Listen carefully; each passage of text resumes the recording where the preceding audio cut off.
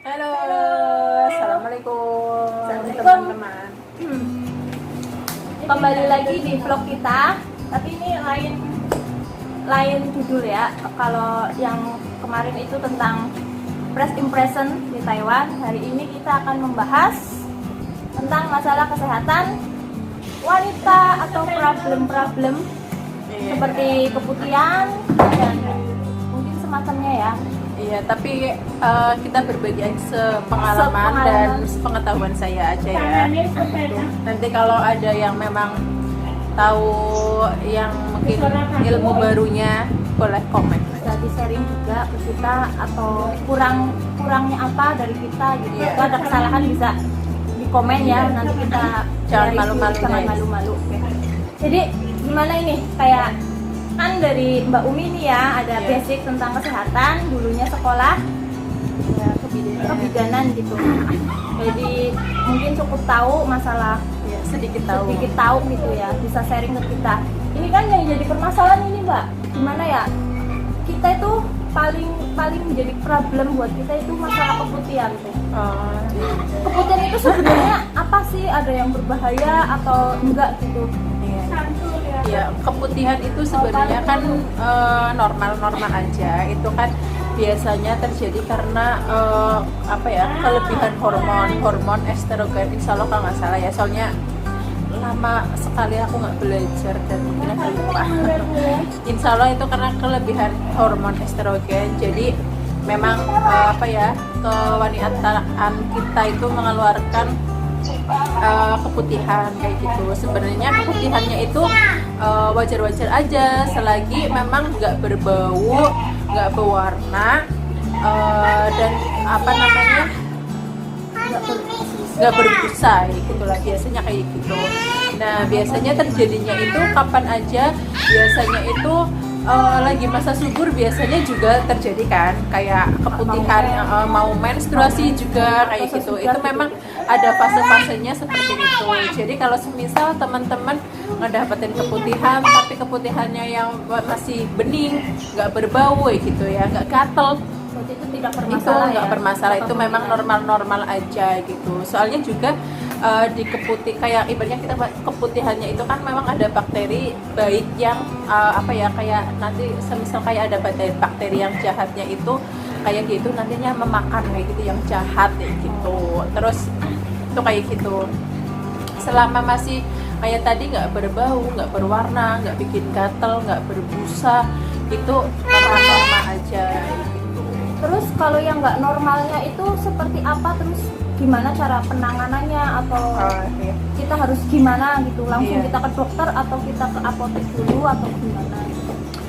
Kalau yang nggak normal itu kan yang pertama pasti berbau, baunya itu kayak nyengat banget gitu kan. Terus yang kedua itu warnanya itu bisa sampai hijau, mungkin kayak agak putih, susunya itu susu yang kental banget gitu, maksudnya kayak putih banget gitu.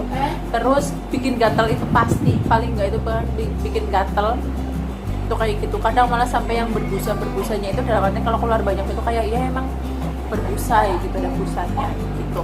Lah gimana kalau semisal kita udah kayak gitu, yang pertama itu kita pokoknya harus personal hygiene-nya ya, harus sering, kalau semisal kita habis cebok itu ya, kita harus dikeringin, dilap dulu dengan tisu nggak apa-apa, dengan handuk yang khusus memang buat ngelap organ intim kita nggak apa-apa gitu. Terus pokoknya diusahain kering.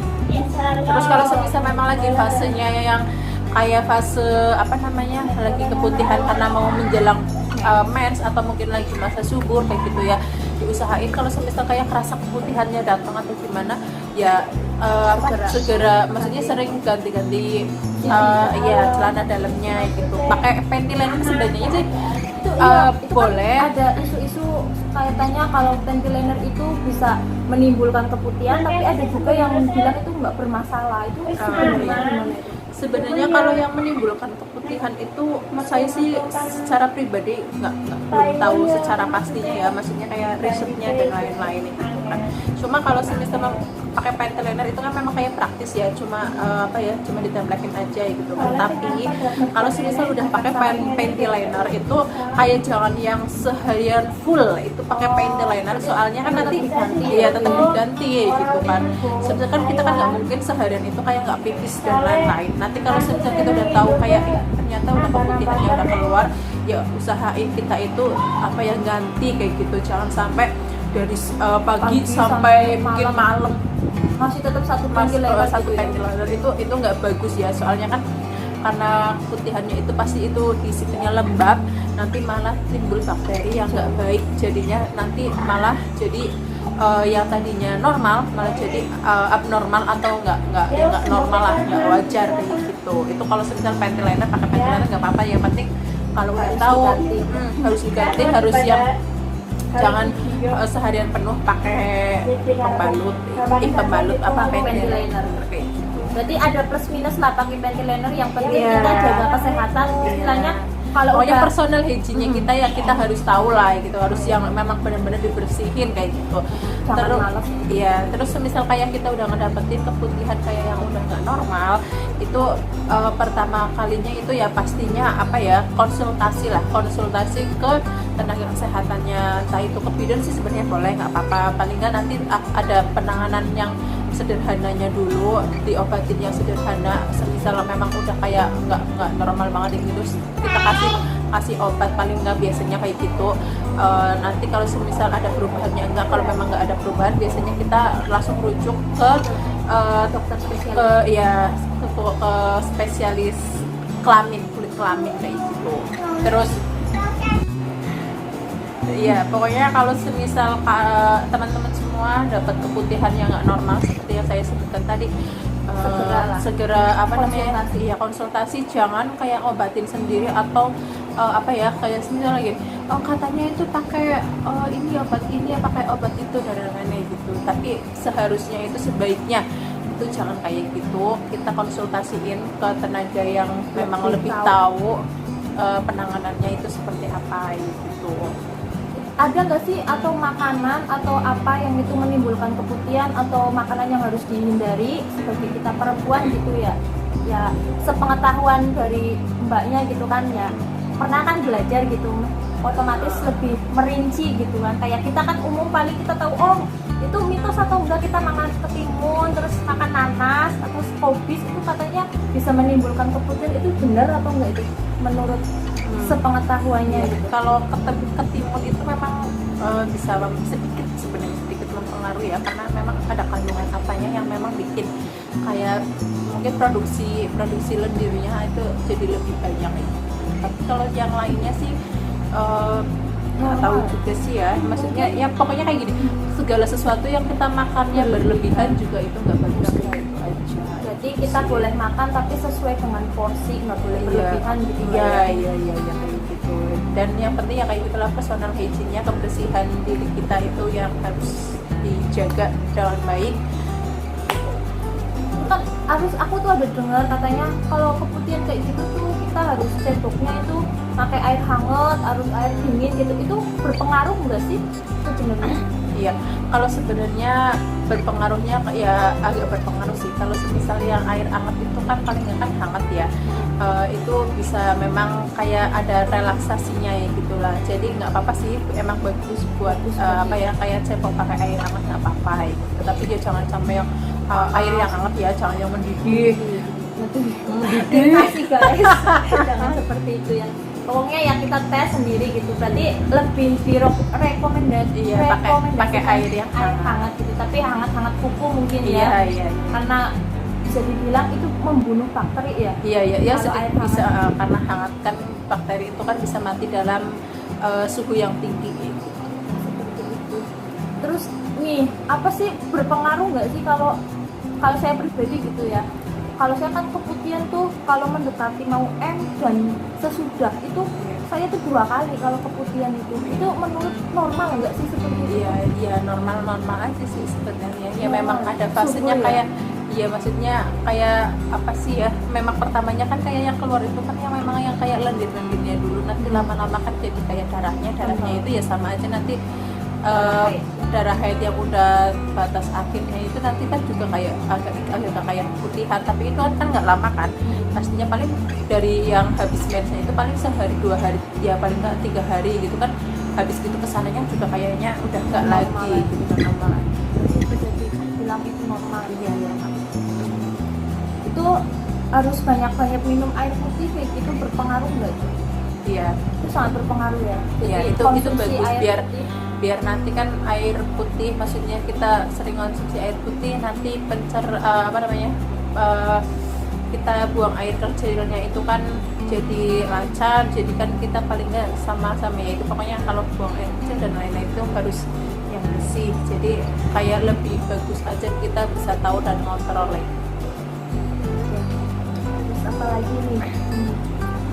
Itu kan kalau nih biasanya permasalahan nih kan biasanya ada loh orang tuh yang males banget namanya ganti celana dalam. Itu aturannya itu gantian celana dalam itu minimal 1 hari itu harus 2 kali atau gimana gitu. Itu kan menjaga kebersihan juga kan, hygiene kita ya. Iya, kalau minimal kalau misal memang orangnya kalau kayak habis buang air kecil itu kita ngeringin dan lain-lain 2 kali sih sebenarnya bagus aja, nggak apa-apa ya, maksudnya itu minimalnya itu ya. Tapi kalau semisal orangnya yang kayak gimana ya udah merasa lembab ya nggak usah nunggu 2 kali atau apa ya udah kita ganti aja ya. Jadi kesadaran lah otomatis itu. Iya jangan yang semisal 2 kali aja gitu. Ternyata belum, semisal lagi ya kita mandi pagi kita ganti, terus palingnya sore mandi itu baru ganti lagi, tapi ternyata mungkin jam 12-an kita itu merasa udah nggak nyaman dan akhirnya kita ganti aja. Berarti kalau pergantian CD kayak gitu juga bisa penyebab keputihan juga ya kalau kita kurang bersih. Soalnya kan corok ibaratnya bakterinya ngumpul di sini. Jadi seperti itu ya guys, jangan males. Iya. Kalau udah ngerasa nggak nyaman, pokoknya jangan sampai seharian itu, walaupun kalian tuh nggak ngapa-ngapain tuh males buat ganti gitu, itu jorok sekali, nggak boleh guys. Harus minimal tuh ganti. Kalau misal nggak ganti, kalau habis kencing itu diusahakan kita lap gitu ya, kita keringin tuh bersih. Kalau emang kalian itu males, mungkin banyak cucian males gonta ganti mulu gitu ya, salah satu solusinya itu mungkin kalau habis kencing atau buang air kayak gitu dilap gitu ya, dilap kering gitu. Tapi tetap aja lah, kalian pasti tahu sendiri bisa mengukur gitu ya. Terus apalagi nih ya, atau mbaknya mau sharing apa gitu buat pengetahuan yang lain gitu masalah kesehatan ya pokoknya kalau semisal kayak yang namanya keputihan itu jangan khawatir, yang namanya keputihan itu kayak yang tadi saya udah jelaskan itu adalah yang normal, memang ada fasenya kita mengeluarkan keputihan kayak gitu kan, tapi selagi tidak berbau, tidak berwarna, tidak bikin gatal dan tidak berbusa gitu, itu adalah hal yang normal. Jadi tetap jaga kebersihan, nggak usah takut, dan dan kita harus jaga kebersihan diri, jaga biar kita nggak yang tadinya normal malah jadi nggak normal gitu. Jadi tipsnya itu seperti itu, harus menjaga kebersihan itu. Ya itu sedikit sharing ya guys. Kalau semisal penjelasan aku semisal kurang bikin itu ya mohon maaf, soalnya saya sudah lumayan lama lah ya nggak tercimpung dalam hal yang kayak gitu lagi, agak ya banyak lupanya gitu. Seingat aku gitu. Jadi mohon maaf, semoga bermanfaat, semoga bisa diambil pelajarannya dan sisi positifnya. Oke. Sekian guys. Thank you. Assalamualaikum warahmatullahi wabarakatuh.